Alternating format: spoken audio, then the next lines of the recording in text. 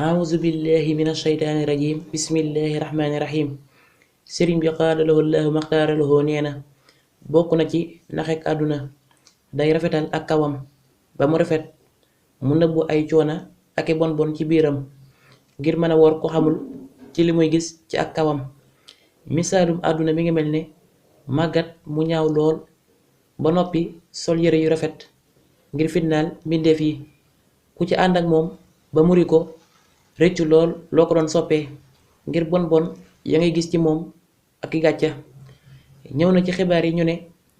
yomal xiyaamati dañuy indi àdduna mu yor melow màggat mu ñaaw lool ubbi gémmiñam siiñ ay bëñam bu ko mbindeef yi gisee ne noo ngi muslu ci yàlla tabaaraka wa taala ku ñaaw kii kan la ñu ne leen muy àdduna moomee ngeen nekkoon di ca iñaanante di ca xuloo di tuur seeni deret ci lu dul yoon di dog seenu mbokk